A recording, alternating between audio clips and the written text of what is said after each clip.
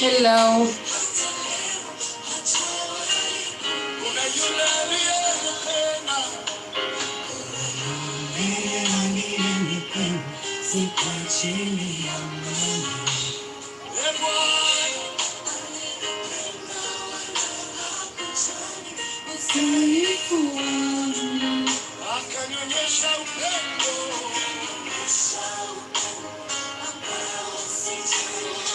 Hello, everybody.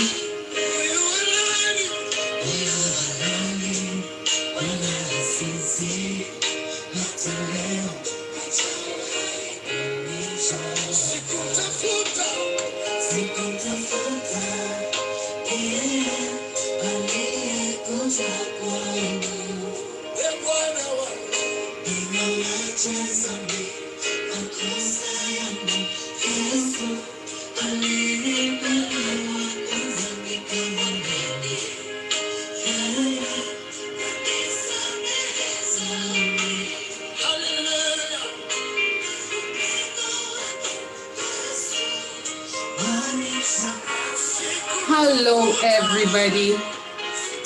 Thank you. I can see you.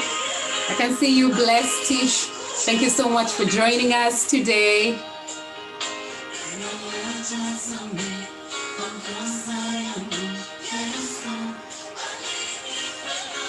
Thank you, Mwende. Thank you for joining us. Thank you, Nathan. God bless you. We're going to be very brief today.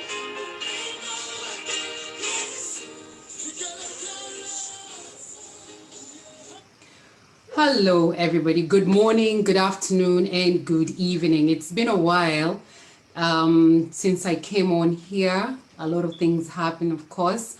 And again, we are sorry for even coming in late, and we will be here for very few minutes. The reason being there are very many parts of Kenya for other people who are watching in, not in Kenya. There are many parts in Kenya that are experiencing blackouts. So even our guest is experiencing blackout. So we've asked, we give some few minutes, we see if this will be restored. And so as we do that, we just want to, I just wanted to talk to you from a few people, the feedback that I got to see from the post that we put out about, today is our Warrior Wednesday. So I am celebrating every sexual survivor out there who has tuned in, and those who will be able to catch this later, and even on our YouTube channel, Kara Olmurani. I'm just celebrating you from wherever you're watching us from, and even those who are not sexual survivors, but they are great supporters of sexual survivors across the globe. I want to take this time and just celebrate you.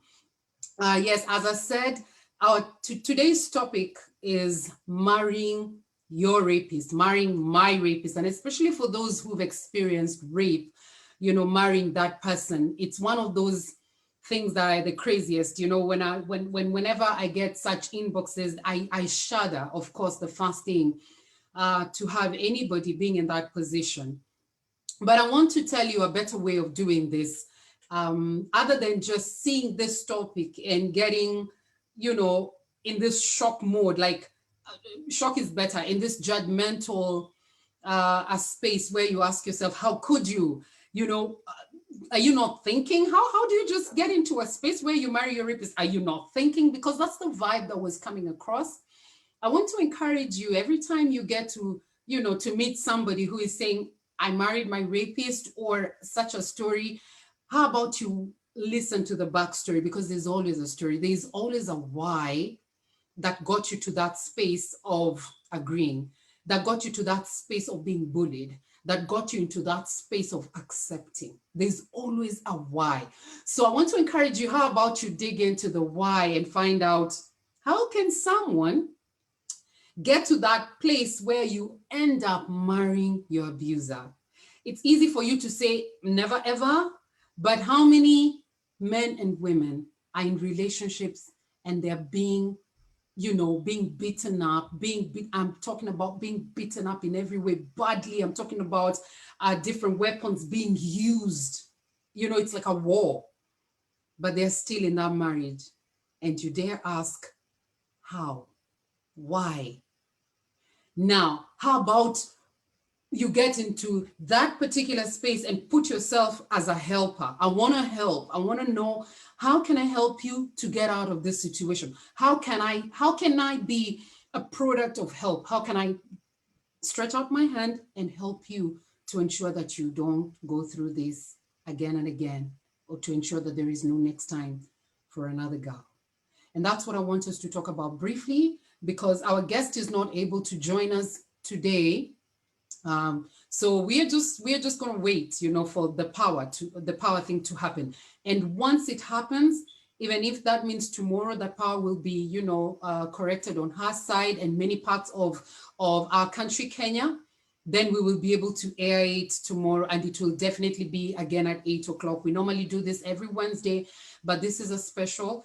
And so many people have flooded my inbox. So many people have flooded my inbox and have asked, how is this possible? And you would be surprised that many more have flooded my inbox to say, I am in the same, very, very same position. I want to talk to you briefly about revictimization, because that's what I saw as I kept reading through your comments.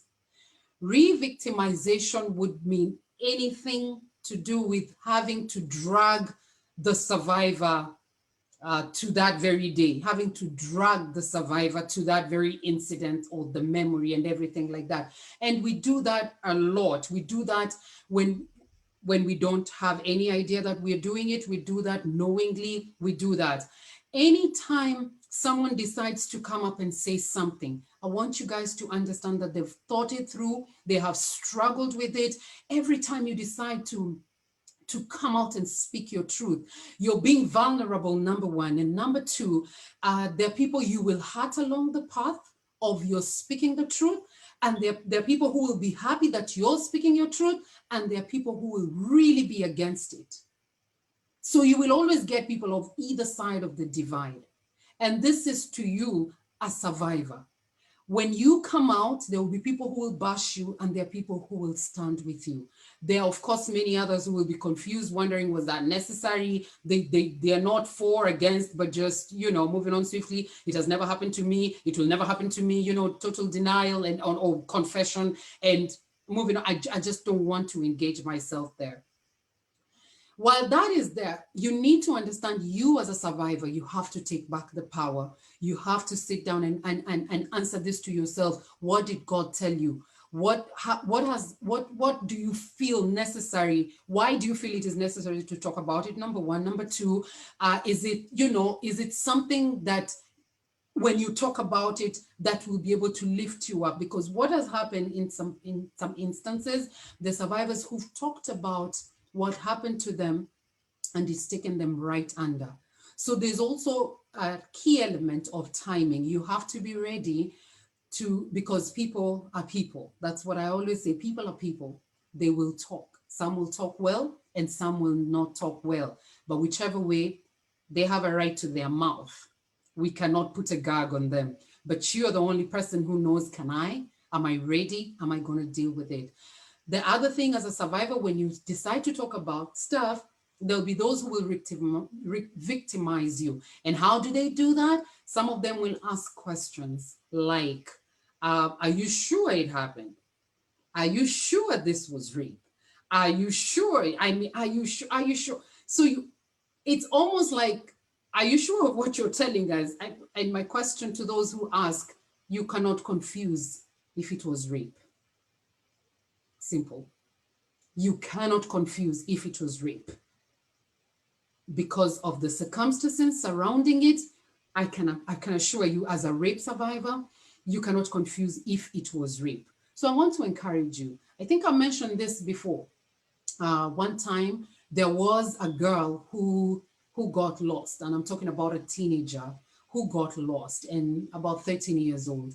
And when she did, and the parents came out to put out the flyer, And many of us shared the flyer, just to sensitize people, just to ensure that people know what is happening in case they spot her, what numbers they can call, and the help, all the help you need when you have a missing person. So when we did that, 90% of the people who commented, they kept saying that she's going to have fun. She's somewhere out there, she's having fun, and when she's done, she'll be back. Just think about what the parents are going through. They're thinking, oh, our child has gone missing. We need someone to do something. But the best people could afford to say at that time was, she's somewhere having fun, she will be back. For sure, thankfully, when the girl was found, same people came out and said, oh, now she's back, she's had her fun. But nobody cared to ask what happened, where was she? At least 90% of the people, they didn't care. That is revictimization. That is making someone who has gone through something relive it yet again, one more time, and another, and another. The best thing you can do to a survivor is give them a listening ear. If nothing else, give them a listening ear. And then from what you hear, now you can decide on what else to do. Yes, it's okay to ask questions, but how you ask them, that is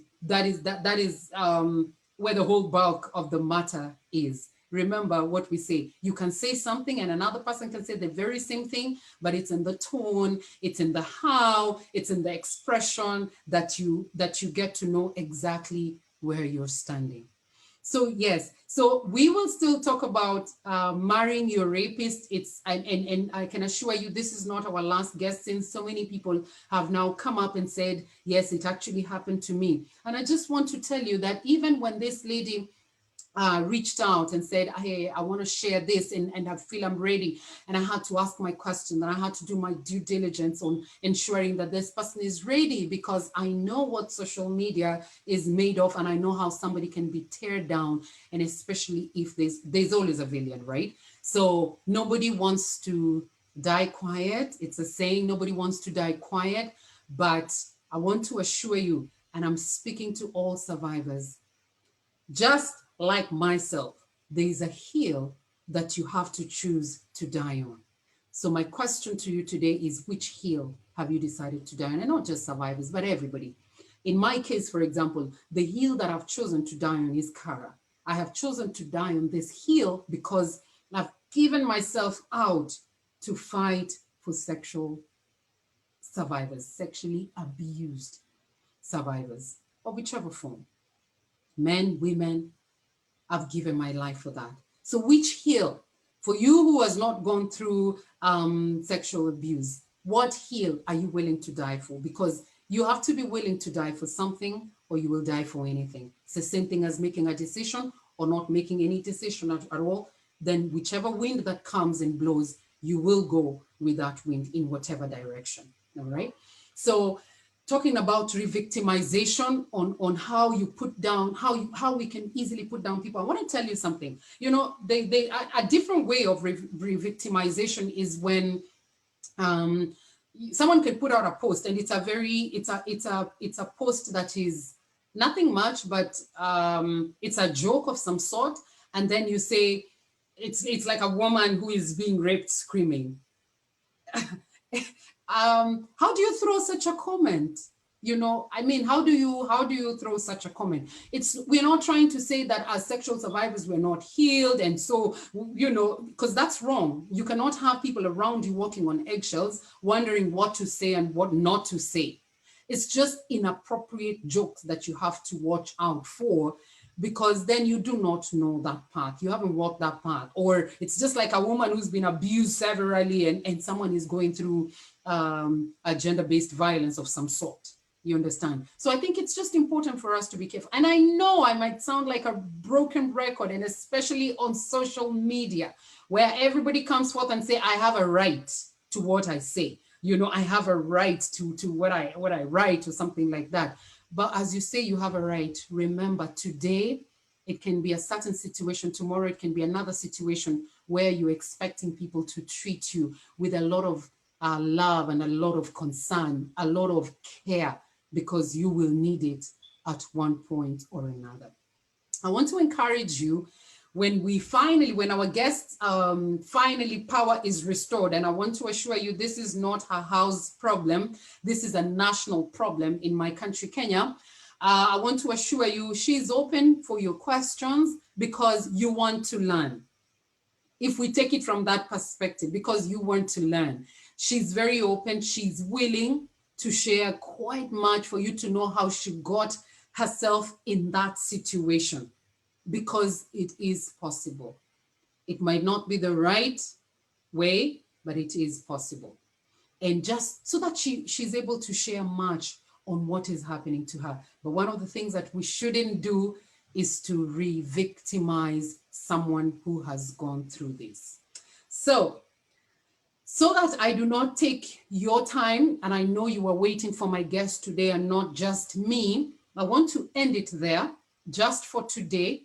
And if at all power is restored in the next 10 minutes, I can assure you I will be back. So just keep your eye open on either Kara Olmurani page or on my timeline. And I will be able to update you when this is happening, because I know many people are waiting to hear the circumstances surrounding this. And yes, it will happen. But I want to leave you with three things, three words. These three words that are very important, that you will find yourself in this position one day. I'm not a prophet of doom, but because life happens, and it doesn't have to happen in a violent way, but these three things, the fright, fly, or freeze, you've heard it before. I want to remind you today again. You might find yourself in this position, and always ask yourself, what will I do? It can be thugs. It can be a certain news that you have just received. It can be a rape situation like the one we are talking about today. But the three common things that every human being will always have is you will either freeze dead on your tracks, wonder what you're supposed to do. At times you will fly from that situation. You just want to take off. At times you will stay up to fight. Why am I introducing these three things? Why am I reminding you these three things for those who know it? One time I shared my testimony, and I talked to people about, my rape ordeal and how it happened. And I've read several more, and I've hosted several survivors. One of the things that I've had people saying about this situation is, for me, it has happened to me. Some thugs came my way, and let me tell you, I fought them until I was able to escape. Others have said, I can't be raped, not me. I just sweet talk these people. I told them I'll give them any money. I told them if they want to sleep with me, we can sleep in a better way. I told them, until they left me and I parted with my money. I want to tell you today, you are one of the lucky ones. Don't take pride in it. You are just saved. If you believe in God like I do, the Lord saved you. If you believe in whichever other higher being, you got saved from that situation. Someone got you out of it. You didn't. So anytime you hear someone sharing their testimony, don't jump in there and say, if it was me, I can never. For me, a man beats me and I stay in that marriage. I see you on Facebook. I see you with all your confidence on Instagram and everywhere saying, but you haven't walked those shoes. And in case you have, and you walked out, there's something else that you've not been able to walk out, such as life. So don't be quick to throw stones with those who are still struggling. How about you reach down into that dirty place, that stinky place, put in your hand and pull them out. Pull them out. They need you to lend them a hand instead of a mouth. All right? They need you to lend them a hand, not your mouth, because you will not help. All right? So God bless you. My till today, I am sure you can see it right there. That's a brave woman with all the till going on, saying that's a beautiful warrior. The minute I saw that painting, I just decided to grab it and of course did my teal all over because I love anything art. And that's my teal. That's a beautiful African woman, just, you know, representing and saying, I'm here, so you better deal with it. That's a warrior. So God bless you. Thank you so much, so much. And I'm sorry for disappointing many of you, but we will air this. I will not wait until Warrior Wednesday. That is next week. So if this happens tomorrow, I will let you know, definitely in good time. If it happens on Friday, I will definitely let you know. But we're working on ensuring that this happens with minimal interference, like power shortage, because then you know we cannot even have it. But God bless you so much. Thank you so much for taking your time. I've been your host, Terry Gobanga. This is Warrior Wednesday, brought to you by Kara Olmurani. Many people have asked me, what does Kara Olmurani means? It basically means I am a warrior. I am a warrior. God bless you. Have yourselves a beautiful, blessed week.